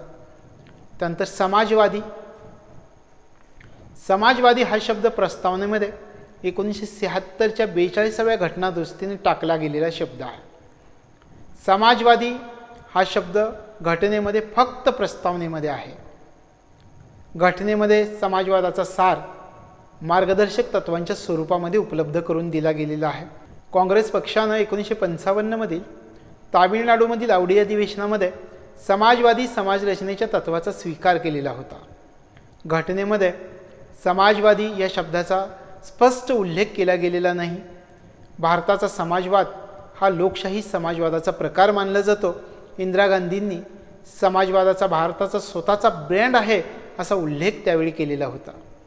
सर्वोच्च न्यायालयाच्या मते लोकशाही समाजवादाची उद्दिष्ट दारिद्र्य, अज्ञान, अनारोग्य आणि संधीची विषमता दूर करणं ही लोकशाही समाजवादाची उद्दिष्ट आहेत, असं सर्वोच्च न्यायालयानं आपलं मत व्यक्त केलेलं होतं. याशिवाय भारतीय समाजवाद मार्क्सवाद आणि गांधीवाद यांचं मिश्रण मानलं जातं. भारतीय समाजवादाचा झुकाव जर आपण पाहिला तर भारतीय समाजवादाचा झुकाव हा गांधीवादाकडे असल्याचं आपल्याला दिसून येतं. यानंतर धर्मनिरपेक्ष म्हणजे भारताचा कोणताही राज्यधर्म नसणार आहे. भारतामार्फत कोणत्याही विशिष्ट धर्माला सार्वजनिक निधीच्या साह्यानं पुरस्कृत करता येणार नाही किंवा केलं जाणार नाही. प्रत्येक व्यक्ती स्वतःच्या धर्माचं आचरण करायला मुक्त असणार आहे. राज्यामार्फत कोणतीही व्यक्ती किंवा गटाच्या विरुद्ध धर्माच्या आधारावरती भेदभाव केला जाणार नाही. धर्मनिरपेक्ष हा शब्द 42व्या घटनादुरुस्तीनं टाकण्यात आलेला आहे. कलम 25 ते 28मध्ये धर्मस्वातंत्र्याचा मूलभूत हक्क मूळ घटनेमध्ये नमूद केलेला आहे. याशिवाय घटना धर्माचं अस्तित्व अमान्य करत नाही. कोणत्याही विशिष्ट धर्माविरुद्ध कृत्य केली जात नाहीत. घटना सर्व धर्मीयांना संख्याबळाचा विचार न करता समान दर्जा प्रदान करत असते. या अर्थानं धर्मनिरपेक्ष या शब्दाचा उल्लेख करण्यात आलेला आहे. त्यानंतर डेमोक्रेसी हा जो शब्द आहे हा शब्द डेमॉस आणि क्रेसिया या दोन शब्दांच्या निर्मितीपासून डेमोक्रेसी या शब्दाची निर्मिती झालेली आहे. डेमॉस म्हणजे लोक आणि क्रेसिया म्हणजे सत्ता, आणि दोन्हींचा अर्थ लोकसत्ता, ज्याला आपण लोकशाही म्हणतो. डेमोक्रेसी या शब्दावरून लोकांची सत्ता असणारी शासन पद्धती म्हणजे लोकशाही असा अर्थ लावण्यात आलेला आहे. प्रस्तावनेनुसार लोकशाहीची सर्वोच्च सत्ता लोकांच्या हातामध्ये असते. लोकशाही प्रत्यक्ष आणि अप्रत्यक्ष दोन प्रकारची असू शकते. प्रत्यक्ष लोकशाही यामध्ये राज्यकारभारामध्ये जनतेचा प्रत्यक्ष सहभाग असतो, आणि अप्रत्यक्ष लोकशाहीमध्ये जनता निवडून दिलेल्या प्रतिनिधीच्या माध्यमामधून राज्यकारभारामध्ये सहभागी होत असते. अशा प्रकारे प्रत्यक्ष आणि अप्रत्यक्ष असे दोन लोकशाहीचे प्रकार असतात. त्यानंतर अप्रत्यक्ष लोकशाही संसदीय आणि अध्यक्षीय अशा दोन प्रकारची असते. भारतामध्ये संसदीय लोकशाहीचा स्वीकार करण्यात आलेला आहे. म्हणजे याचा अर्थ भारतामध्ये लोकशाहीचा कोणता प्रकार आहे, प्रत्यक्ष का अप्रत्यक्ष? तर अप्रत्यक्ष लोकशाही भारतामध्ये आहे, कारण अप्रत्यक्ष लोकशाहीचे संसदीय आणि अध्यक्षीय असे दोन प्रकारची असते, आणि भारतामध्ये संसदीय लोकशाहीचा स्वीकार केला गेलेला आहे. त्यानंतर गणराज्य. लोकशाही शासन पद्धती राजेशाही आणि गणराज्य अशा दोन प्रकारची असते. राजेशाहीमध्ये राजा आपलं पद वंश परंपरेने धारण करत असतो. उदाहरणार्थ आपण इंग्लंडचं उदाहरण घेऊयात. या ठिकाणी वंश परंपरेनं राजा आपलं पद धारण करत आहे. आणि गणराज्य पद्धती जी असते त्या गणराज्य पद्धतीमध्ये राष्ट्रप्रमुख लोकांद्वारे प्रत्यक्ष किंवा अप्रत्यक्षपणे निवडला जात असतो. भारतामध्ये भारताचे राष्ट्रपती लोकांद्वारे 5 वर्षाच्या कालावधीसाठी अप्रत्यक्षपणे निवडून दिले जातात. गणराज्यामध्ये राजकीय सार्वभौमत्व लोकांच्या हातामध्ये असतं. गणराज्यामध्ये सर्व सार्वजनिक कार्यालये विना भेदभाव सर्वांना खुली असतात. याशिवाय या ठिकाणी सार्वजनिक कार्यवाही जी केली जाते ते विना भेदभाव सार्वजनिक कार्यवाही केली जात असते. अशा प्रकारे आपल्याला या गणराज्य या शब्दाच्या अर्थाबद्दल माहिती समजावून घेता येईल. यानंतर न्याय. प्रस्तावनेमध्ये सामाजिक, आर्थिक आणि राजकीय न्याय अशी 3 स्पष्ट स्वरूपं या न्यायाबद्दल सांगण्यात आलेली आहेत. सामाजिक, आर्थिक आणि राजकीय न्याय या तिन्ही प्रकारचा न्याय साध्य करण्याचा प्रयत्न मूलभूत हक्क आणि मार्गदर्शक तत्व यांच्या तरतुदींच्या सहाय्याने केला गेलेला आहे. सामाजिक न्याय म्हणजे जात, वर्ण, वंश, धर्म, लिंग अशा प्रकारचा कोणत्याही सामाजिक भेदभाव न करता सर्व नागरिकांना समान वागणूक प्रदान करणं म्हणजे सामाजिक न्याय. आर्थिक न्यायाचा जर विचार केला तर आर्थिक न्यायामध्ये उत्पन्न आणि संपत्तीची विषमता नष्ट करणं या तत्वाचा समावेश आर्थिक न्याय यामध्ये होतो. आणि सामाजिक न्याय आणि आर्थिक न्याय यांना एकत्रितपणे जर विचार केला तर सामाजिक न्याय आणि आर्थिक न्याय यांना एकत्रितपणे वितरणात्मक न्याय म्हणून ओळखलं जातं. राजकीय न्यायामध्ये सर्वांना समान राजकीय हक्क या तत्वाचा समावेश होतो. सामाजिक, आर्थिक आणि राजकीय अशा तिन्ही प्रकार आपण न्यायाचे पाहिले आणि या तत्वांचा स्वीकार आपण 1917च्या रशियन राज्यक्रांती जी झाली ते 1917च्या रशियन राज्यक्रांतीपासून या 3 तत्वांचा स्वीकार म्हणजे सामाजिक, आर्थिक आणि राजकीय न्याय या तत्वांचा स्वीकार या रशियन राज्यक्रांतीपासून स्वीकारला गेलेला आहे. त्यानंतर सरनाम्यामध्ये स्वातंत्र्य. प्रस्तावनेमध्ये स्वातंत्र्य या शब्दाचा उल्लेख आहे. आता स्वातंत्र्य म्हणजे व्यक्तीच्या कृतीवरती बंधनं नसणं असा त्याचा अर्थ होतो आणि व्यक्तीला व्यक्तिमत्त्वाच्या विकासासाठी पूर्ण संधी देणं म्हणजे स्वातंत्र्य. प्रस्तावनेमध्ये सर्व नागरिकांसाठी विचार, अभिव्यक्ती, विश्वास, श्रद्धा आणि उपासना यांचं स्वातंत्र्य दिलं गेलेलं आहे.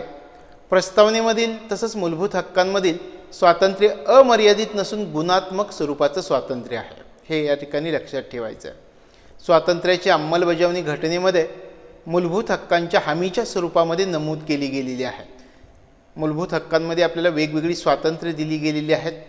म्हणजे स्वातंत्र्याची अंमलबजावणी घटनेमध्ये कुठे करण्यात आलेली आहे तर स्वातंत्र्याची अंमलबजावणी घटनेमध्ये मूलभूत हक्कांच्या हमीच्या स्वरूपामध्ये नमूद केली गेलेली आहे. आणि स्वातंत्र्य अमर्यादित नसून घटनेनं यावरती काही पर्याप्त बंधनं टाकलेली आहेत. अशा प्रकारे स्वातंत्र्याचा उल्लेख प्रस्तावनेमध्ये केला गेलेला आहे. त्यानंतर समानता याचाही उल्लेख आहे. समानता म्हणजे काय तर कोणत्याही विशिष्ट गटाला विशेष अधिकार न देणे याला समानता म्हणून ओळखलं जातं.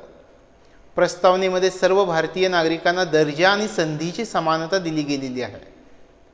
समानता हे जे तत्व आहे या तत्वामध्ये नागरिक, राजकीय आणि आर्थिक अशा तिन्ही प्रकारच्या समानतेचा समावेश होतो. मूलभूत हक्कांपैकी आता नागरी समानता प्रदान करणारे हक्क कोणते ते आपण समजावून घेऊयात. कायद्यासमोर समानता आहे कलम 14. धर्म, वंश, जात, लिंग आणि जन्म ठिकाण याच्या आधारावरती भेदभावाला प्रतिबंध करण्यात आलेला आहे कलम 15. सरकारी नोकऱ्यांमध्ये संधीची समानता आहे कलम 16. अस्पृश्यता नष्ट करण्याविषयी कलम आहे कलम 17. पदव्या नष्ट करणं याच्याशी संबंधित आहे कलम 18. अशा प्रकारे हे मूलभूत हक्कांपैकी नागरी समानता प्रदान करणारे हक्क म्हणून या हक्कांना ओळखलं जातं. त्यानंतर राजकीय समानता. आता घटनेमधील कलम 325 आणि कलम 326 ही 2 कलमं राजकीय समानता प्रस्थापित करण्याचा प्रयत्न करतात. म्हणजे या ठिकाणी राजकीय समानतेशी संबंधित कलम 325 आणि कलम 326. कलम 325 जे आहे या कलम 325 नुसार धर्म, वंश, जात आणि किंवा लिंग या आधारावरती कोणत्याही व्यक्तीला मतदार यादीमध्ये समावेश करण्यासाठी अपात्र घोषित केलं जाणार नाही असं कलम 325 अनुसार सांगितलं गेलेलं आहे. आणि कलम 326चा जर आपण विचार केला तर कलम 326 नुसार लोकसभा आणि राज्य विधानसभेच्या निवडणुका प्रौढ मतदान पद्धतीनं होतील अशा प्रकारची तरतूद कलम 326 नुसार करण्यात आलेली आहे. त्यानंतर आर्थिक समानता. कलम 39 मधील मार्गदर्शक तत्व पुरुष आणि महिला यांना पर्याप्त उपजीविकेच्या साधनांचा समान हक्क आणि समान कामासाठी समान वेतन याची सुरक्षा देण्यात आलेली आहे. त्याच्यानंतर बंधुता प्रस्तावनेमध्ये याचा उल्लेख आहे. घटनेमध्ये एक नागरिकत्वाच्या माध्यमामधून बंधुता जपण्याचा आणि वाढवण्याचा प्रयत्न केला गेलेला आहे. कलम 51 क मधील मूलभूत कर्तव्यांमध्ये नमूद करण्यात आलेलं आहे की प्रत्येक नागरिकाचं धार्मिक, भाषिक आणि प्रादेशिक किंवा वर्गीय भेदांच्या पलीकडे जाऊन भारतामधील सर्व जनतेमध्ये सामंजस्य आणि बंधुभाव वाढीला लावणं हे कर्तव्य असेल. अशा प्रकारे कलम 51 क मधील मूलभूत कर्तव्यांमध्ये नमूद केलं गेलेलं आहे. प्रस्तावनेमध्ये बंधुतेबरोबर सर्व नागरिकांमध्ये व्यक्तीची प्रतिष्ठा, राष्ट्राची एकता आणि एकात्मता यांचं आश्वासन देणारी बंधुता यांचा उल्लेख आपल्याला प्रस्तावनेमध्ये दिसून येतो. त्यानंतर एकता आणि एकात्मता याचा आपण उल्लेख केलेला होता. तर एकता आणि एकात्मता या ज्या बाबी आहेत, या बाबी काय प्रदर्शित करत असतात हे आपण समजावून घेऊयात. एकता आणि एकात्मता या बाबी राष्ट्रीय एकात्मतेच्या भौगोलिक आणि मानसिक बाजू या बाजू प्रदर्शित करत असतात. कलम 1 मध्ये भारताला राज्यांचा संघ म्हणून घोषित केलं गेलेलं आहे आणि घटक राज्यांना संघराज्यामधून बाहेर पडण्याचा अधिकार दिला गेलेला नाही. भारताची भूप्रादेशिक अखंडता अबाधित राहावी यासाठी ही तरतूद आपल्या घटनेमध्ये केली गेलेली आहे. आणि एकात्मतेमध्ये सांप्रदायिकता, प्रादेशिकता, जातीवाद, फुटीरतावाद, भाषावाद यासारखे जे अडथळे आहेत ते अडथळे एकात्मतेमध्ये दूर करण्याचा प्रयत्न केला गेलेला आहे. आता प्रस्तावनेबद्दल काही राजकीय तज्ज्ञांनी मतं व्यक्त केलेली आहेत. ती मतं काय आहेत हे आपण समजावून घेऊयात. याच्यामध्ये KM मुन्सी हे मसुदा समितीचे सदस्य होते. KM मुन्सींनी असा उल्लेख केलेला आहे प्रस्तावनेबद्दल की प्रस्तावना आपल्या सार्वभौम लोकशाही गणराज्याचा होरोस्कोप आहे, असं MK मुन्सी या मसुदा समितीच्या सदस्यांनी प्रस्तावनेबद्दल आपलं मत व्यक्त केलेलं आहे. याशिवाय संविधान सभेचे सदस्य असणारे पंडित ठाकूरदास भार्गव यांनी या प्रस्तावनेबद्दल जो उल्लेख केलेला आहे त्याच्यामध्ये असं म्हटलेलं आहे की प्रस्तावना आपल्या घटनेमधील सर्वात मौल्यवान भाग आहे आणि प्रस्तावना घटनेचा आत्मा आहे, जी घटनेची चावी आहे आणि प्रस्तावना घटनेच्या मूल्यमापनासाठी योग्य फूटपट्टी आहे, असं संविधान सभेचे सदस्य पंडित ठाकूरदास भार्गव यांनी प्रस्तावनेबद्दल आपलं मत व्यक्त केलेलं होतं. आता प्रस्तावना घटनेचा भाग आहे अथवा नाही यावरती वाद निर्माण झालेला होता. तर प्रस्तावना घटनेचा भाग आहे अथवा नाही यावर जो वाद निर्माण झालेला होता त्याच्याशी संबंधित खटले आपण समजावून घेऊयात. आपल्या परीक्षेच्या दृष्टिकोनामधून अशा प्रकारचे खटले महत्त्वाचे असतात. सुरुवातीला बेरुबारी युनियन केस 1960. बेरुबारी युनियन केस 1960 या खटल्यामध्ये सर्वोच्च न्यायालयानं प्रस्तावना घटनेचा भाग नाही असं स्पष्ट केलेलं होतं आणि या खटल्यामध्ये प्रस्तावनेचं महत्त्व अधोरेखित केलं गेलेलं होतं. कोणत्याही कलमामधील संदिग्ध संज्ञेचा अर्थ लावण्यासाठी किंवा जर एकापेक्षा जास्त अर्थ निघत असतील तर प्रस्तावनेमधील उद्दिष्टांचा आधार घेता येऊ शकेल असं या खटल्यामध्ये सर्वोच्च न्यायालयानं नमूद केलेलं होतं. अशा प्रकारे बेरुबारी युनियन केस 1960. त्यानंतर केशवानंद भारती केस 1973. केशवानंद भारती केस 1973 या केसमध्ये सर्वोच्च न्यायालयानं आपलं पूर्वीचं मत फेटाळून लावलं आणि या केसमध्ये सर्वोच्च न्यायालयाने प्रस्तावना घटनेचा भाग आहे असं स्पष्ट केलं. म्हणजे बेरुबारी युनियन केस खटलेमधील सर्वोच्च न्यायालयाचं जो मत होतं ते मत यावेळी सर्वोच्च न्यायालयानं बदललं आणि प्रस्तावना घटनेचा भाग आहे असं स्पष्ट केलं या केशवानंद भारती केस 1973 त्याच्यानंतर LIC ऑफ इंडिया केस 1995. या केसमध्ये प्रस्तावना घटनेचा अविभाज्य भाग आहे असं सर्वोच्च न्यायालयामार्फत स्पष्ट करण्यात आलं. आता प्रस्तावनेविषयी आपल्या परीक्षेच्या दृष्टीनं काही महत्त्वाच्या मुद्द्यांचा विचार करूयात. संविधान सभेनं स्वीकारलेल्या घटनेच्या तरतुदींशी प्रस्तावना सुसंगत असावी यासाठी प्रस्तावना संपूर्ण घटनेनंतर अधिनियमित करण्यात आलेली आहे, हे लक्षात ठेवावं. म्हणजे प्रस्तावना केव्हा अधिनियमित करण्यात आली, तर संपूर्ण घटनेनंतर अधिनियमित करण्यात आली. संपूर्ण घटनेनंतर का अधिनियमित करण्यात आली, तर संविधान सभेनं स्वीकारलेल्या घटनेच्या तरतुदींची प्रस्तावना सुसंगत असली पाहिजे, यासाठी प्रस्तावना संपूर्ण घटनेनंतर अधिनियमित केली गेलेली आहे. त्यानंतर घटना निर्मात्यांनी प्रस्तावनेला घटनेचा भाग मानलेलं होतं, हाही मुद्दा लक्षात ठेवावा. कारण या प्रस्तावना घटनेचा भाग आहे अथवा नाही याच्यावरती वेगवेगळे विवाद निर्माण झालेले होते. त्याच्यामध्ये सर्वोच्च न्यायालयाने निकाल दिलेले होते. आपण पाहिलं केशवानंद भारती केस, त्याचं बेरोबारी युनियन खटला. पण घटना निर्मात्यांनी प्रस्तावनेला घटनेचा भाग मानलेलं होतं, हे या ठिकाणी लक्षात ठेवायचं. याशिवाय प्रस्तावना कायदेमंडळासाठी अधिकारांचा स्रोत नसते, हे लक्षात ठेवावं. प्रस्तावना कायदेमंडळावरती प्रतिबंध आणत नाही. प्रस्तावना न्यायप्रविष्ट नसते. प्रस्तावनेमधील तरतुदींचा न्यायालयीन अंमल घडवून आणता येत नसतो. याशिवाय अशा प्रकारे महत्त्वाचे मुद्दे आपल्याला या प्रस्तावनेबद्दल आपल्या परीक्षेच्या दृष्टिकोनातून लक्षात ठेवावे लागतील. असे मुद्दे विधानांच्या स्वरूपामध्ये विचारले जातात. त्यानंतर प्रस्तावनेतील सुधारणेबद्दल काही महत्त्वाचे मुद्दे आहेत. त्याच्यामध्ये आपण पुन्हा एकदा केशवानंद भारती केस 1973चा उल्लेख करूयात. केशवानंद भारती केस 1973 यामध्ये घटनेच्या कलम 368 अंतर्गत प्रस्तावनेमध्ये सुधारणा करता येऊ शकते का, हा मुद्दा प्रथम केशवानंद भारती केसमध्ये निर्माण झालेला होता. आता या ठिकाणी पहिला मुद्दा लक्षात ठेवायचा की प्रस्तावनेमध्ये सुधारणा करता येऊ शकते का, हा मुद्दा प्रथम केव्हा निर्माण झाला, तर केशवानंद भारती केसमध्ये हा मुद्दा प्रथम निर्माण झाला. केशवानंद भारती केस 1973. मग या केसमध्ये सर्वोच्च न्यायालयाने स्पष्ट केलं की प्रस्तावना घटनेचा भाग असल्यानं तिच्यामध्ये सुधारणा करता येऊ शकते. आता या ठिकाणी केशवानंद भारती केस प्रस्तावनेच्या दृष्टीनं किती महत्त्वाचे आहे पहा. याच्यामध्ये घटनेच्या कलम 368 अंतर्गत प्रस्तावनेमध्ये सुधारणा करता येऊ शकते का, हा मुद्दा प्रथम या केसमध्ये निर्माण झाला. या केसमध्ये सर्वोच्च न्यायालयाने स्पष्ट करून सांगितलं की प्रस्तावना घटनेचा भाग आहे आणि त्याच्यामुळे तिच्यामध्ये सुधारणा करता येऊ शकते. आणि या केसमध्ये सर्वोच्च न्यायालयाने स्पष्ट केलं की प्रस्तावनेद्वारा घटनेच्या मूलभूत संरचनेमध्ये बदल करता येणार नाही.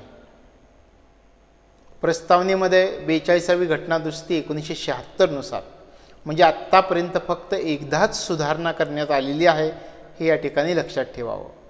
प्रस्तावनेमध्ये 42वी घटनादुरुस्ती 1976 नुसार घटनेमध्ये समाजवादी, धर्मनिरपेक्ष आणि एकात्मता हे शब्द टाकण्यात आलेले होते. अशा प्रकारे प्रस्तावनेमध्ये फक्त एकदाच सुधारणा करण्यात आलेली आहे, ती 42वी घटनादुरुस्ती 1976 नुसार. अशा प्रकारे आपल्याला प्रस्तावनेबद्दल सर्वांगीण माहिती समजावून घेता येईल.